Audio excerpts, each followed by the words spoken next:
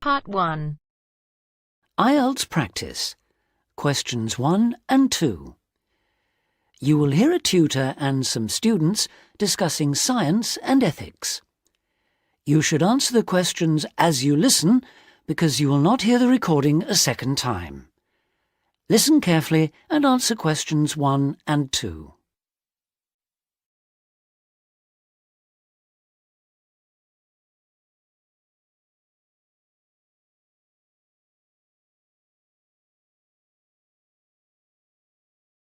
And answer questions 1 and 2. In the 19th century, scientific discoveries took a long time to produce any actual applications, and scientists might have had a case for giving little thought to the social or environmental impact of their work. That all changed in the 20th century, with the huge advances first in physics and then in biology. Science started to play a much more important role in our lives, and the relationship between scientists and society became much closer. Many scientists became increasingly concerned about the ethics of what they were doing, as they quickly saw the consequences. The benefits, such as vastly improved crop yields and the eradication of diseases like bubonic plague, but also terrible damage in the form of pollution and chemical weapons. Yes, but some scientists still claim even today that their only duty is to make public the findings of their research. They need to do that, of course, but I think the key points are that they ought to stop making any distinction between pure science and applied science, because in practical terms it no longer exists. And also, they must accept full responsibility for the consequences of their work. Now listen and answer questions 3 to 10.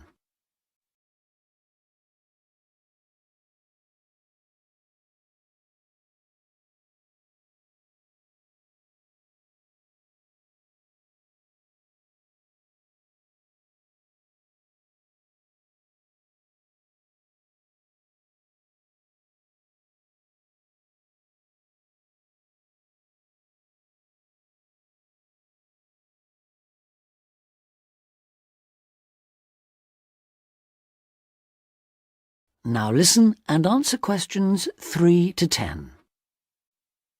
Let's explore that last point a little further. How can scientists put that responsibility into practice? By educating the public, particularly through the media and at the workplace. Another thing they must do is advise on what might one day go wrong as a result of what they're coming up with now. That seems essential. And just as importantly, if and when things do go wrong, they need to sort them out, especially where the fault lies with the original research. How do you feel about the international role of scientists, given that their work crosses frontiers so readily? I think it gives them, or at least should give them, a global view. In this respect, some of them are better placed than many politicians to see how new discoveries are likely to affect particular parts of the world. But will the politicians listen? Probably not. But I'm not suggesting getting involved with politics or politicians. Much better to raise the public's awareness of scientific issues so they can put the pressure on at election time. There's a problem here, though, isn't there, with the way the public sees scientists. They're all either mad or bad. That's something they need to work on, definitely. To regain public trust, they'll have to show they're accountable, and that science is about improving people's lives. That may not be so easy. What do you think are the areas in science that really worry people these days? Science in agriculture, above all. There's been all this media hysteria about Frankenstein foods, but there is a genuine issue here. Whether adding specific genes to plants is a valid way of increasing food production, or whether it risks the appearance of new diseases, of superweeds and pests. Which links it to another controversy, using chemicals to control pests. And that's something else that was at first thought to be harmless, but we now know that the careless spraying of crops has led to all kinds of health problems for people. plus a devastating loss of biodiversity, with huge numbers of insects, birds and mammals simply disappearing from the countryside, fish dying in poisoned rivers and so on. And of course, if we're talking about death on a massive scale, then we have to mention the role of science in enabling the military to wage chemical and biological and nuclear warfare, which has destroyed life in so many parts of the world. Okay, I think we've identified some major topics there. There's something I'd like to add, if I may. Sure, it's important for scientists and future scientists to talk about major issues like these, but we might also want to look at what we can do or not do in our everyday lives, particularly as many of us will be earning more money than we actually need for basic necessities. I'm thinking here of things like burning fossil fuels by driving everywhere. What do you think? Well, something that scientists seem to do rather too often is take planes to distant places, which is highly damaging environmentally. For instance, to attend conferences on subjects like the disappearing ozone layer. When nowadays they could probably stay at work and use a video conferencing link anyway. Which may in fact be an example of how progress in computer science can impact positively on the environment. But going back to harmful things, what else can be done? Again, on the air transport theme, there are the huge distances a lot of consumer goods travel before they actually reach the shops in this country.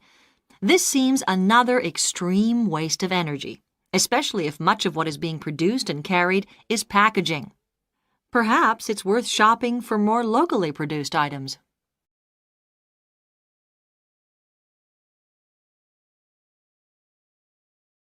That is the end of part 1. You now have half a minute to check your answers.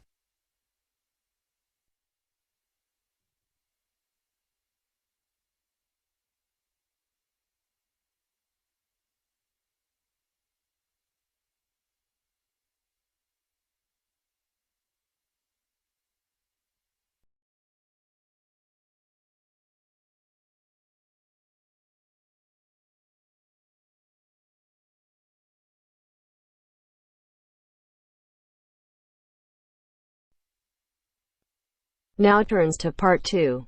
Part 2. You will hear the Overseas Student Officer talking to some new students about the arrangements for an excursion to Ironbridge. First, you have some time to look at questions 11 to 15.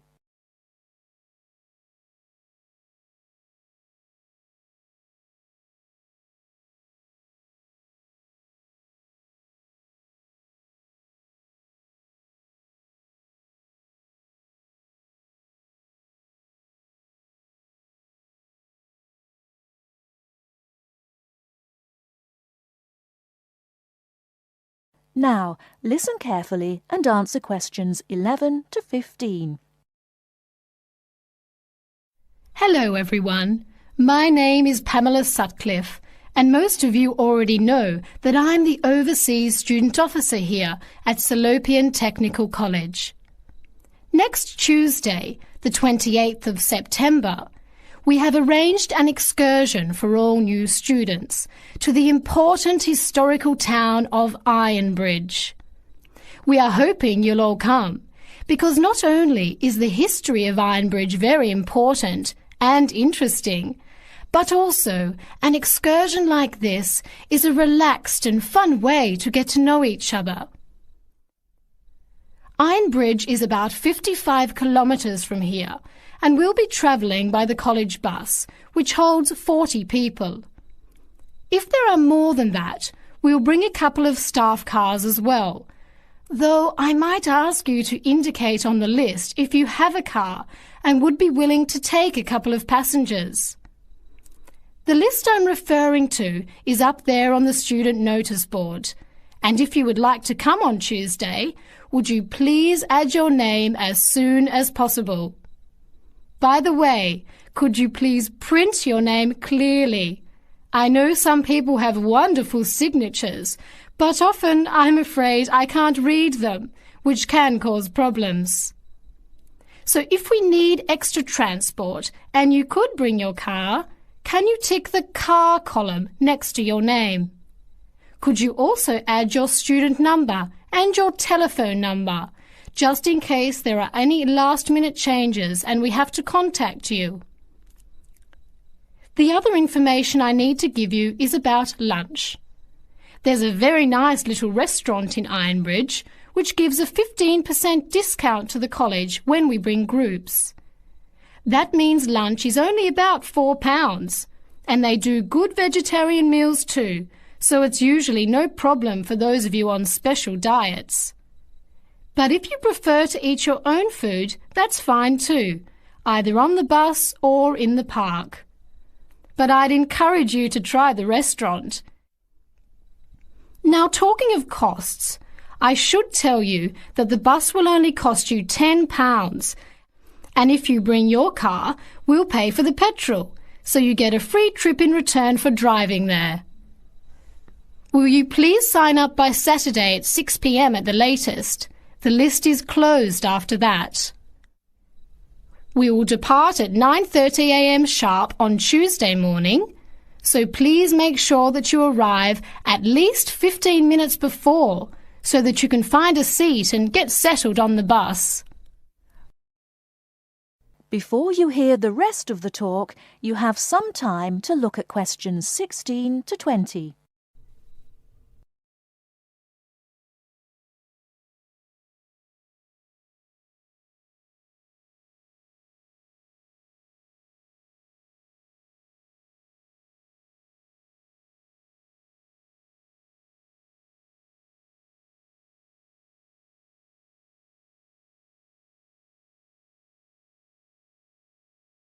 Now listen and answer questions 16 to 20.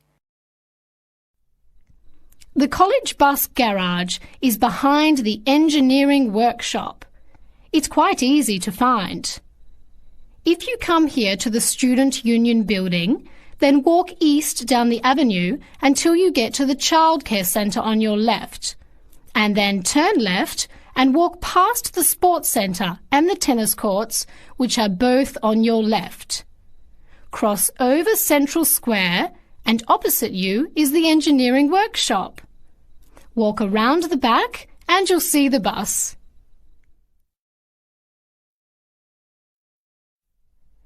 Please wear comfortable shoes, as we'll be walking around Ironbridge and be on our feet for most of the day.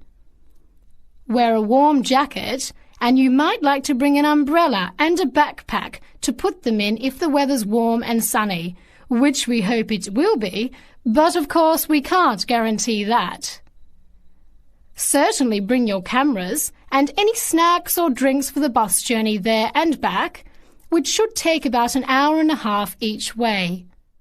You should all check the notice board on Monday, and we'll also put a note in your mailbox to confirm arrangements, so don't forget to check it.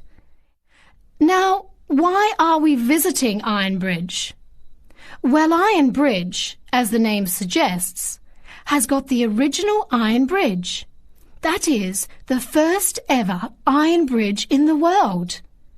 It was the birthplace of the Industrial Revolution, and for 40 years it led the world, as Britain changed from an agricultural society into an industrial one.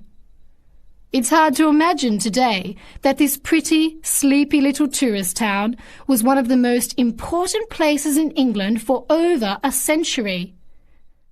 Just imagine, 200 years ago, people from all over Europe and even North America came to Ironbridge to learn about what was then the latest technology.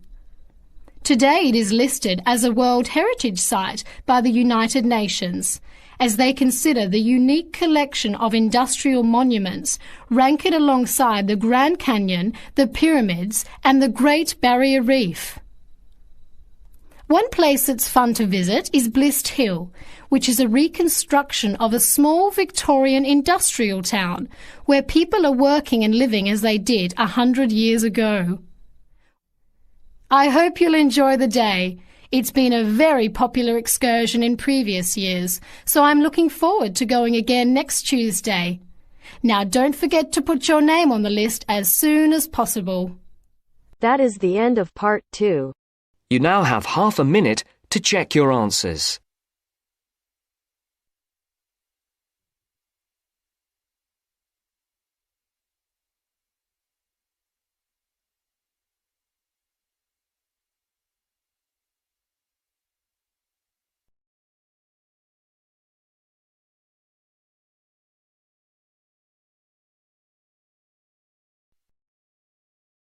Now turns to Part 3.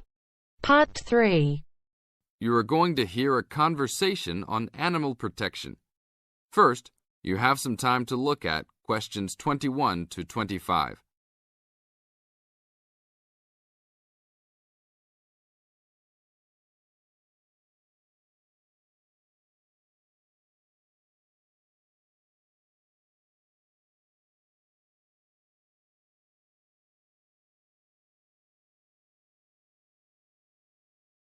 Now listen to the tape and answer the questions. Thanks for joining us today, Mike. How did Baja California become a consideration for a condor release? Our recovery plan for California condors requires us to re-establish the birds in as much as their former range as possible. Baja, being the southernmost recent range for the California condor, works well in that they were only recently lost from the area, mid-1930s, and considerable habitat still remains. It is very isolated with very few people in the area. The mountains are spectacular, ranging up to 10,000 feet, or 3,000 meters. Our selected release site is at nearly 8,000 feet, 2,400 meters. Mike, how many birds do you envision flying free in this area, Baja, in the future? We will be releasing 4 to 8 birds on a yearly basis and will reconsider the situation when we have 20 birds in the area. What age do the birds have to be before moving them? That's a good question. Typically, we move them at 8 months to 18 months old. Birds are ready to fledge, or leave, from the nest at 6 to 7 months of age. In our current release group in Baja, we have birds as old as 30 months. It will be interesting to see how they behave. I expect that they will want to range more than younger birds and make it challenging for us to keep up. Is there a maximum number of birds a certain area can support? Yes, it's called the carrying capacity for any area, for any species. In our case, our strategy to find that number is to saturate the environment to a level where we determine that the birds are showing difficulty either in finding food, behaviourally, or in survivorship. That level is greatly determined by the availability of food in the area and nesting possibilities.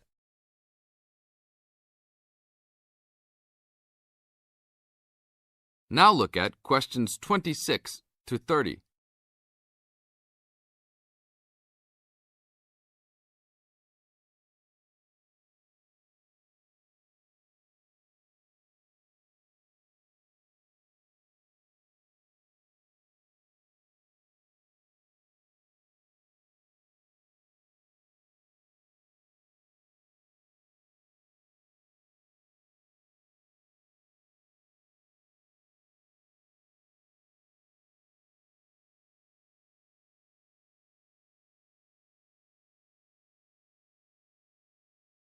As the talk continues, answer questions 26 to 30.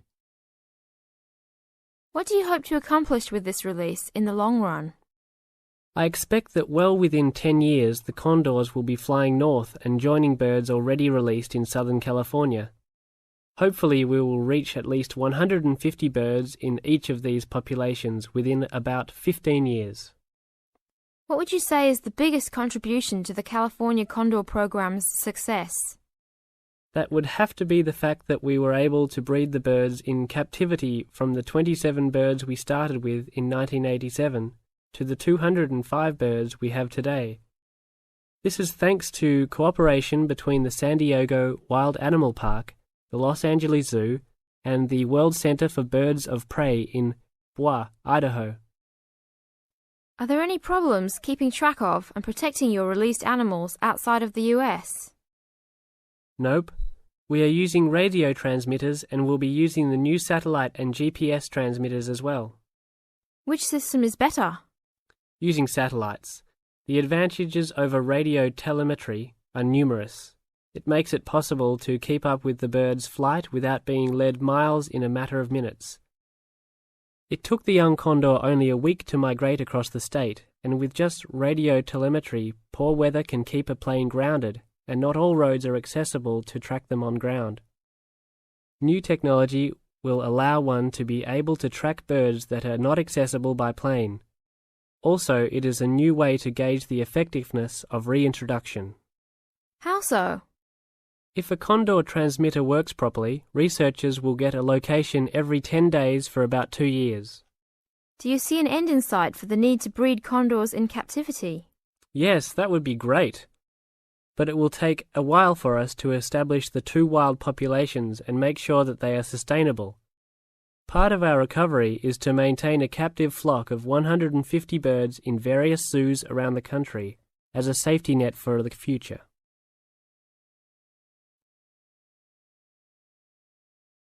That is the end of part 3. You now have half a minute to check your answers.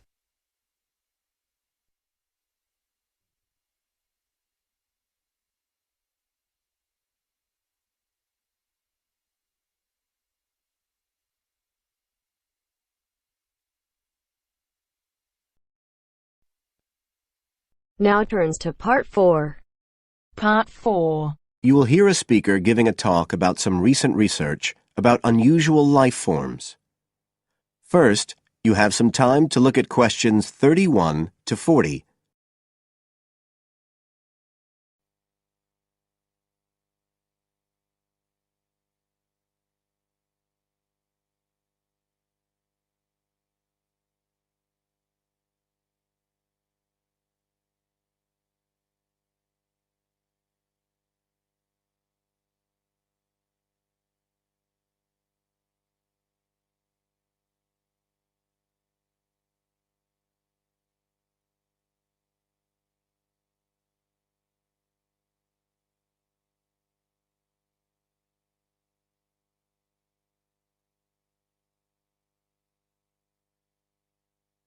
Now listen carefully and answer questions 31 to 40.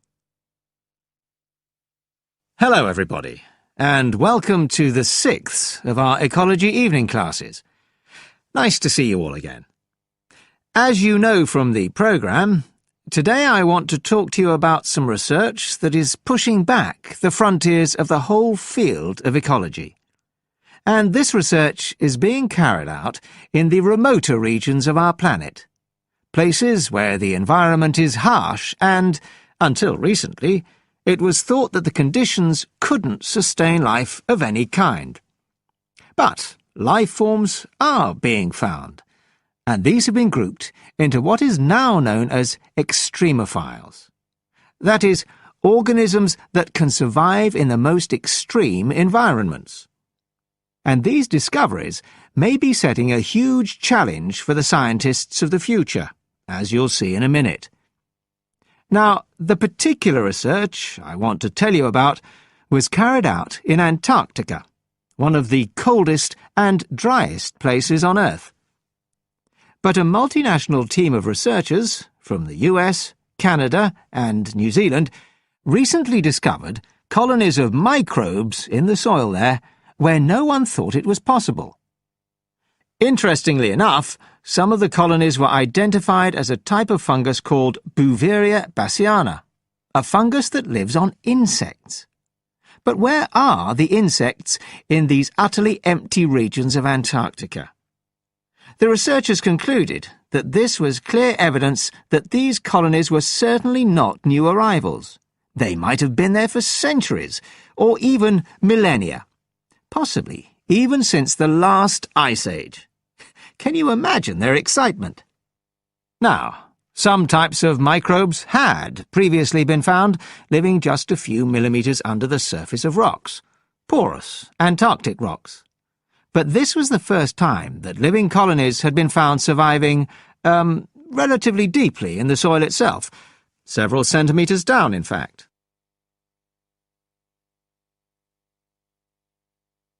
So, the big question is, how can these colonies survive there? Well, we know that the organisms living very near the rock's surface can still be warmed by the sun, so they can survive in their own microclimate. And this keeps them from freezing during the day. But this isn't the case for the colonies that are hidden under the soil. In their research paper, this team suggested that the very high amounts of salt in the soil might be the clue, because this is what is preventing essential water from freezing. The team found that the salt concentration increased the deeper down they went in the soil. But while they had expected the number of organisms to be fewer down there, they actually found the opposite. In soil that had as much as 3,000 parts of salt per million, relatively high numbers of microbes were present, which seems incredible.